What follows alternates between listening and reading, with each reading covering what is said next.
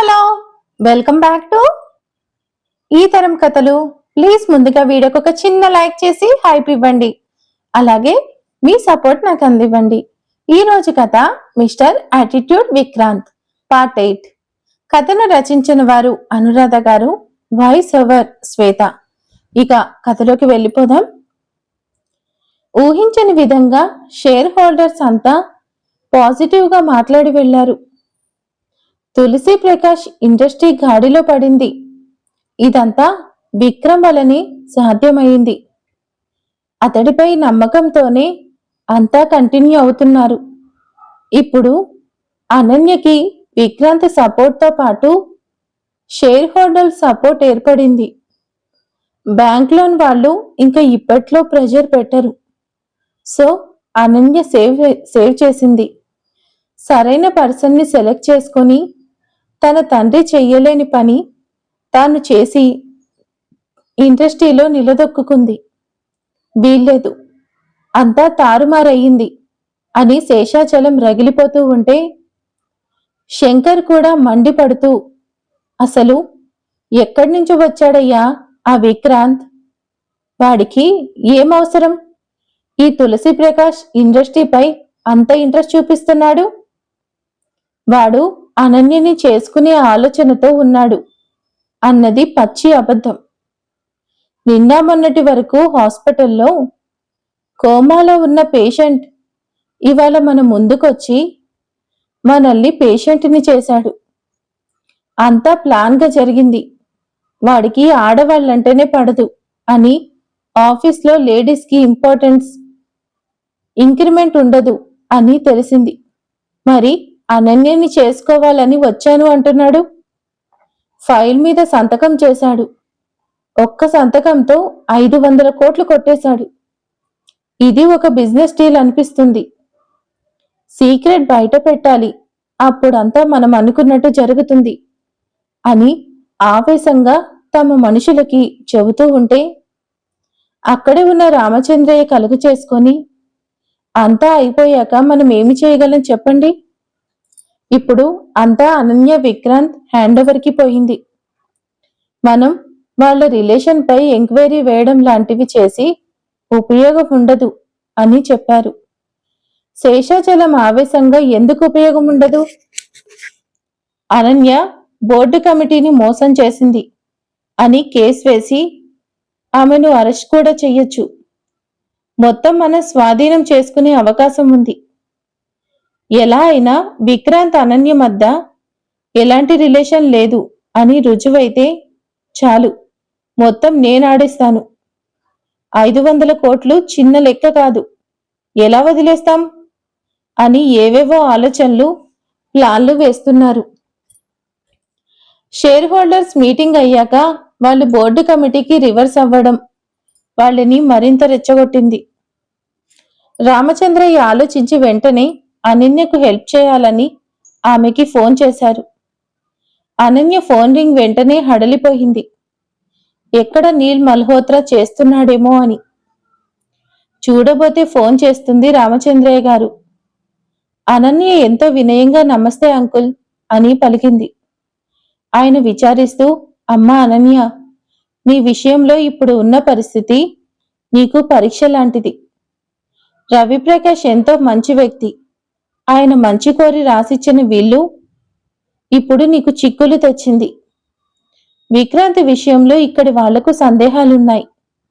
అతడు నీ స్థాయి అమ్మాయిని చేసుకుంటాను అనడం, మీటింగ్కి వచ్చి బాధ్యత తీసుకొని నీ కంపెనీ సమస్య ఒక్కరోజులో సరిచేయడం జీర్ణించుకోలేని వాళ్ళు మీ రిలేషన్పై ఎంక్వైరీ చేస్తున్నారు. మీ వివాహ బంధం ముడిపడుతుందో లేదో తెలీదు, కానీ ప్రస్తుతం మీ మధ్య రిలేషన్ బలంగా లేకుంటే నువ్వు సమస్యలో పడడం ఖాయం. అంతా మొదటికే వస్తుంది. నీ తండ్రి గారిపై ఉన్న గౌరవంతో హెచ్చరిస్తున్నా, జాగ్రత్తగా ఉండాలి. ఎట్టి పరిస్థితుల్లోనూ విక్రాంత్ చెయ్యి విడిచిపెట్టకు. సమస్యలు సాల్వ్ అయ్యే వరకు నీకు అతడు తప్ప ఇంకొక ఆప్షన్ లేదు. జాగ్రత్త పడతావుగా, ఇక ఉంటాను అని చెప్పి ఫోన్ పెట్టేశారు. అనన్య తలపట్టుకొని, విక్రాంత్ నాకు సహాయపడుతున్నా, అతడితో నాకు సమస్యగా ఉంది. అగ్రిమెంట్ సైన్ తీసుకుని నన్ను బెదిరిస్తున్నాడు. అలాంటి వాడు నాకు సాయపడతాడని నమ్మకం ఎలా ఉంటుంది? కానీ నమ్మక తప్పదు. అతడి టార్చర్ భరించాలి. కానీ అతడి అవసరం నాకుంది అని వాడి ముందు ఒప్పుకోను. అలా చేస్తే వాడు ఇంకా రెచ్చిపోతాడు. వీల్లేదు. వాడి ముందు అస్సలు బయటపడను. అలాగే వాడికి ఏమీ కాకుండా చూసుకోవాలి. నీల్ మల్హోత్రా విక్రాంత్ నా కాబోయే హస్బెండ్ అనుకొని ఏమైనా చేస్తే, ఓ నో, ఏంటి నాకు ఈ పరీక్ష? డాడ్, నేనేం చెయ్యాలి? నాకేం అర్థం కావడం లేదు అని విచారిస్తూ, ముందైతే ఇంటికి వెళ్ళి అమ్మతో అన్ని సమస్యలు తీరాయి, అంతా నార్మల్ అవుతుంది అని చెప్పాలి అనుకొని ఇంటికి చేరుకునే పనిలో కారులో ప్రయాణం అవుతూ ఉంది. కమిలిని గారు కొడుకు క్షేమంగా కోలుకొని ఎప్పటిలా ఆఫీస్ వ్యవహారాలు చూసుకుంటూ అందర్నీ హడలు కొడుతూ ఉండేది చూసి ఆనందంగా శివాలయం చేరుకొని అభిషేకం చేయిస్తూ కృతజ్ఞతలు తెలుపుకుంటున్నారు. ఆవిడ ఆలయంలో పూజలు నిర్వర్తిస్తూ ఉండగా అక్కడికి మాలిని వచ్చింది. ఆమె భర్తతో కలిసి ఎంతో హుందాగా వచ్చి పూజ జరిపించుకుంటూ ఆమె భర్త మహేంద్రవర్మ పేరు చెప్పింది. పూజారి ఆ పేర్లు పలకడంతో కమిలిని ఉలిక్కిపడి చూసింది.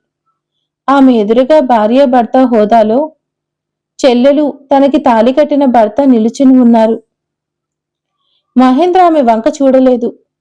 కాని మాలిని చూసి వ్యంగ్యంగా నవ్వుతూ మహేంద్రవర్మ చెయ్యి పట్టుకుని దగ్గరికి తీసుకుంటూ అక్కడ ఉన్న కుంకుమ భర్త నుదుటిని పెడుతూ కావాలని కమలిని బాధ పెట్టాలని చేస్తుంటే అదంతా చూస్తున్న కమలని తట్టుకోలేకపోయింది. కళ్ళు చెమ్మగిల్లి గుండె బరువెక్కింది.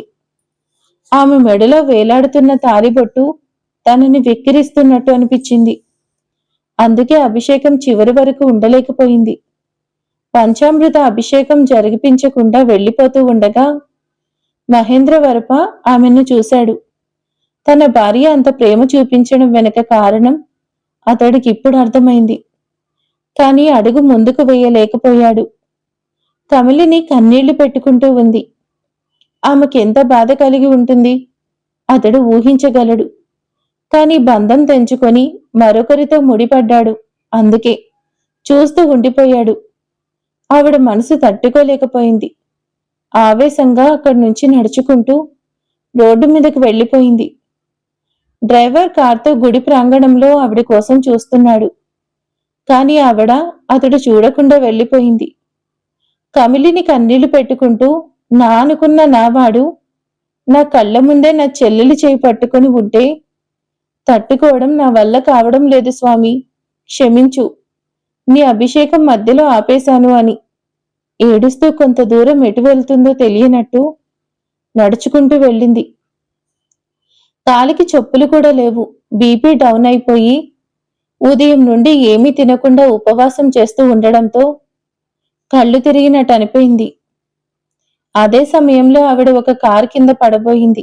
అంతే, కార్ సడన్ బ్రేక్ వేస్తూ అనన్య కార్ దిగి అమ్మా అంటూ ఆవిడ్ని పట్టుకుంది. స్పృహ లేకుండా పడిపోయిన కమలిని చూసి అనన్య కంగారు పడింది. ఏమైంది, ఈమె ఇలా పడిపోయారు?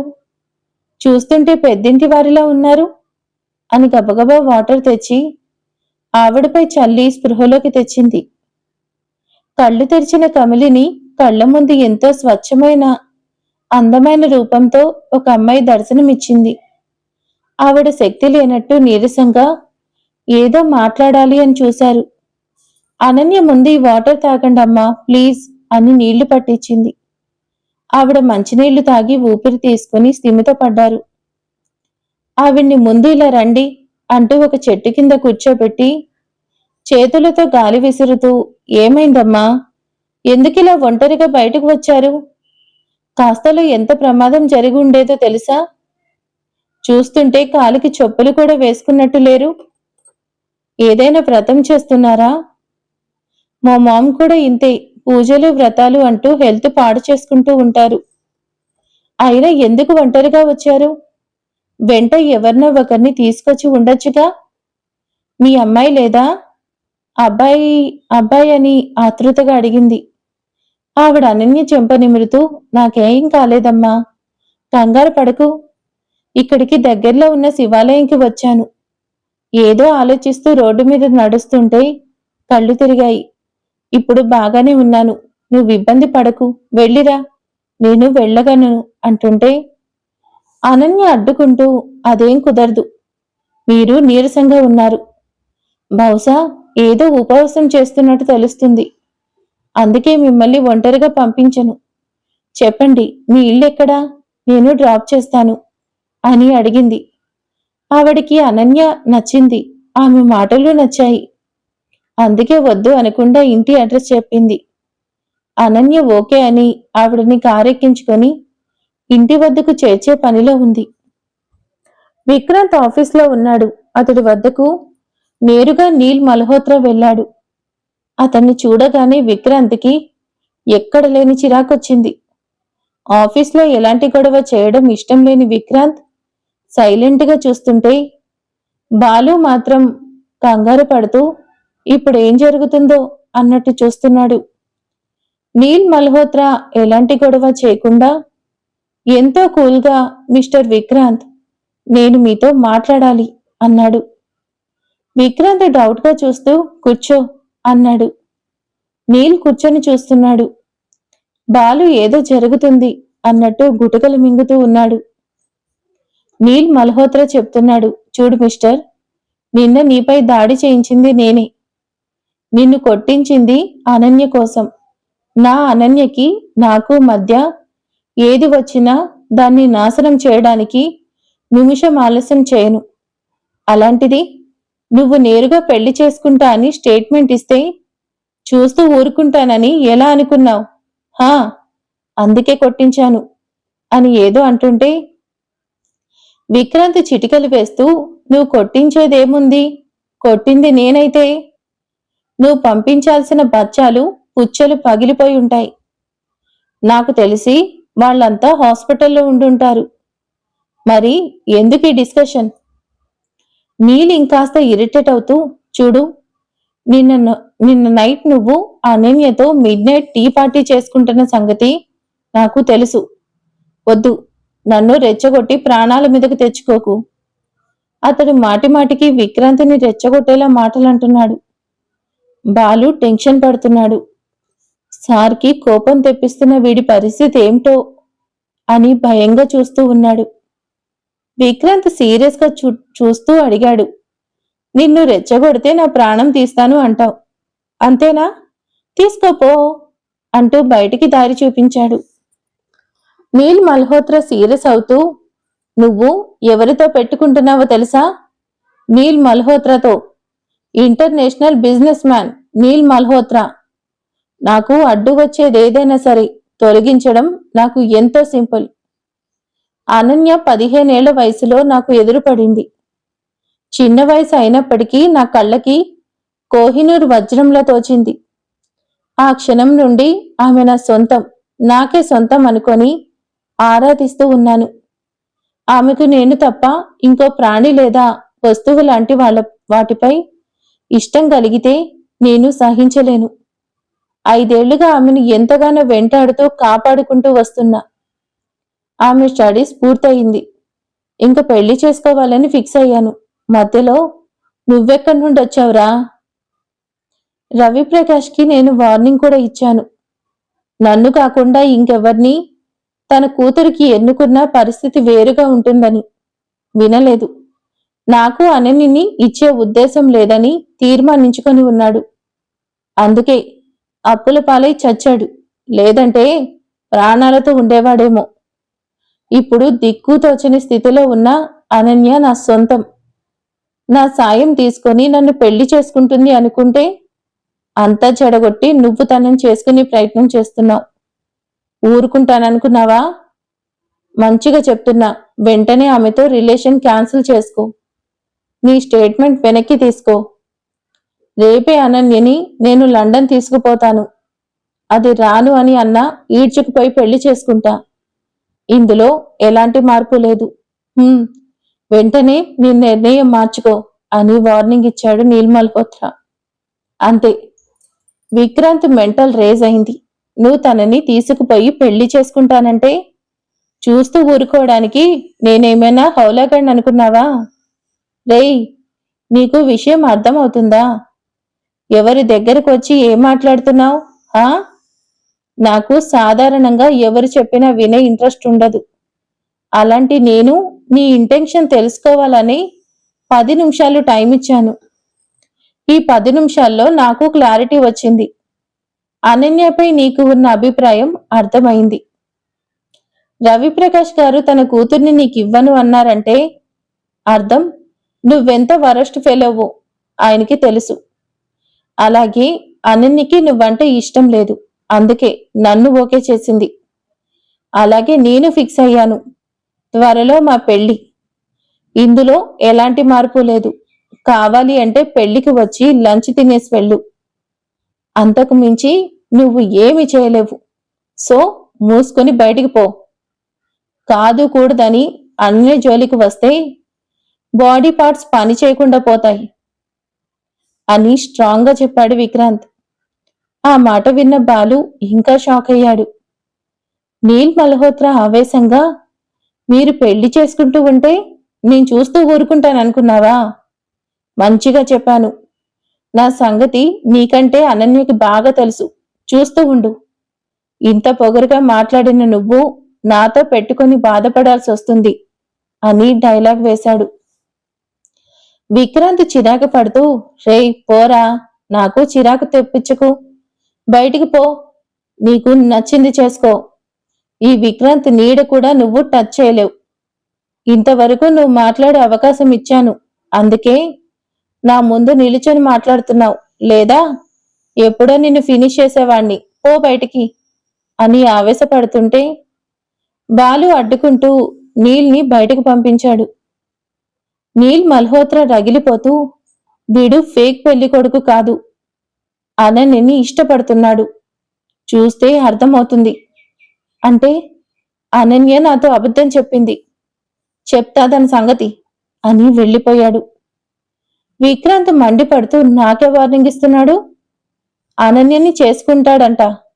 నేనుండగా అదెలా జరుగుతుంది? ఊరుకుంటాను అనుకున్నాడా? సిల్లీ ఫెలో అని డైలాగ్ వేశాడు.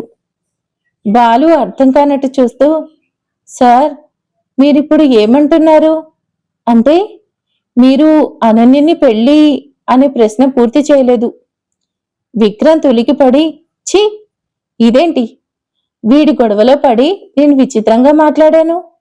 ఓ, క్యారెక్టర్లో బాగా ఇన్వాల్వ్ అయ్యాను అనుకుంటా.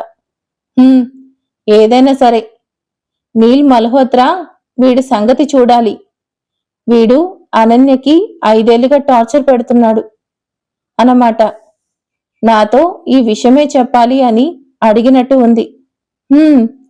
ఈ బచ్చాగాడు నన్నేం చేస్తాడు చూస్తాను అనుకొని, రేయ్ స్ట్రాంగ్ టీ చెప్పు అని అడిగాడు. బాలు విచిత్రంగా చూస్తూ, ఓకే సార్ అని మనసులో డౌట్ అడిగాడు. సార్ అసలు ఇదంతా ఎందుకు సార్? ఆమెతో మీకు రిలేషన్ ఏమీ లేదు అని వచ్చిన వాడికి క్లియర్గా చెప్తే సరిపోయేదేగా. ఇదంతా అవసరమా అని అడిగాడు.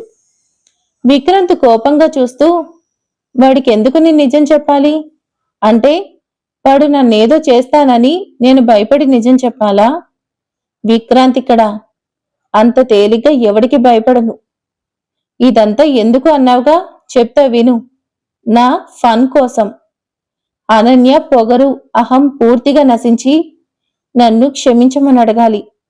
అంతవరకు ఆమెతో ఆడుకోవాలి అని ఎప్పుడో ఫిక్స్ అయ్యాను. మధ్యలో ఎవడో సైకోగాడొచ్చి ఈ విక్రాంతిని బెదిరిస్తే భయపడి వెనక్కి తగ్గుతానా? నన్ను బెదిరించి తప్పు చేశాడు. వీడికి ఈ విక్రాంత్ అంటే ఏమిటో తెలిసేలా చేస్తాను. సరే, ముందైతే టీ పంపించు. నువ్వు కాసేపు బయటికి వెళ్ళు అని పంపించాడు విక్రాంత్.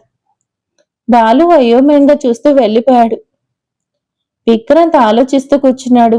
అంతలో అతడికి ఫోన్ వచ్చింది. గుడి వద్ద డ్రైవర్ కాల్ చేశాడు. సార్, అమ్మగారు నన్ను గుడి వద్ద వదిలేసి వెళ్ళిపోయారు. ఎక్కడికి వెళ్లారో తెలీదు అని కంగారు పెట్టాడు. అంతే. విక్రాంత్ షాక్ అయ్యి, వాట్, ఏం మాట్లాడుతున్నావురా? నువ్వక్కడే ఉండి ఏం చేస్తున్నావు, ఈడియట్ అని తిట్టిపోస్తూ, వెంటనే నేను వస్తున్నా అని గుడి వద్దకు చేరుకున్నాడు. డ్రైవర్ విక్రాంతిని చూసి కంగారుగా, సార్, అమ్మగారు గుడిలోకి వెళ్లారు. ఎప్పుడు బయటకు వచ్చారో తెలీదు. చెప్పులు కూడా ఇక్కడే ఉన్నాయి. నాకెందుకో అనుమానం వచ్చి చూస్తే అమ్మగారు గుడిలో లేరు అని విషయం చెప్పాడు. విక్రాంత్ కంగారు పడిపోతూ, ఎందుకు అమ్మ ఒంటరిగా వెళ్లారు, ఎక్కడికి వెళ్లారు అని అతని కార్ స్టార్ట్ చేస్తుంటే డ్రైవర్ భయంగా చెప్పాడు, ఇందాక గుడిలో మహేంద్ర గారిని మాలినిని చూశాను సార్ అని. అంతే. విక్రాంతికి భరించలేని కోపం వచ్చింది. అమ్మ వాళ్ళని చూసి చాలా బాధపడి ఉంటారు. వెంటనే అమ్మని చేరుకోవాలి అని ఆవిడ కోసం వెతుకుతూ ముందు కదిలాడు. అనన్య ఒక పెద్ద బంగ్లా వద్ద కారాపింది. ఆవిడ కార్ దిగుతూ, రామ్మా ఇంట్లోకి, కాఫీ తాగి వెళ్దువు అని పిలిచింది.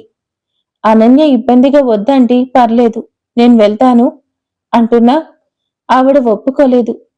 స్వయంగా చెయ్యి పట్టుకొని తీసుకువెళ్తూ ఉంటే రాజీ ఆవిడ పిల్లలు ఎవరి కొత్త కేసు అన్నట్టు చూస్తున్నారు.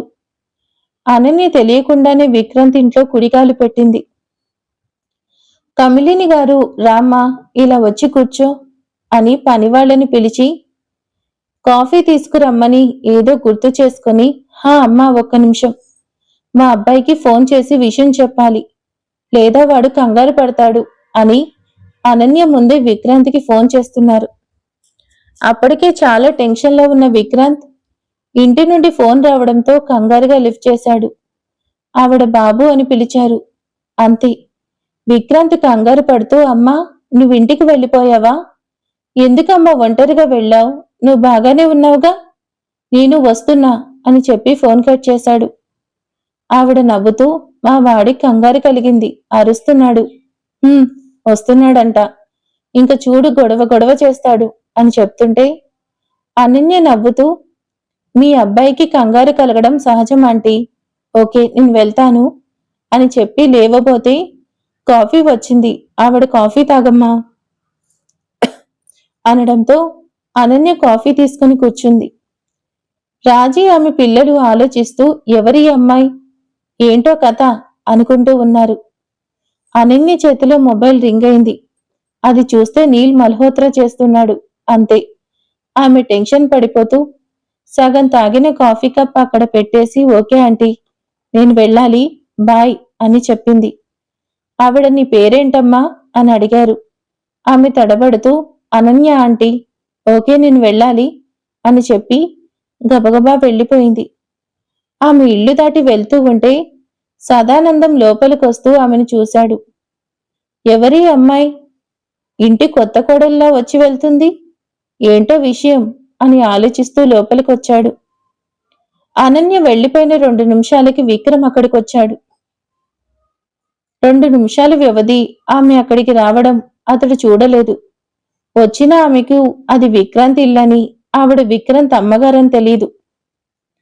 నీల్ మల్హోత్రాని విక్రాంత్ రెచ్చగొట్టాడు. వాడేం చేస్తాడు, అసలు వాడి కథ ఏమిటో నెక్స్ట్ అప్డేట్లో తెలుసుకుందాం. Thank you for watching. Bye.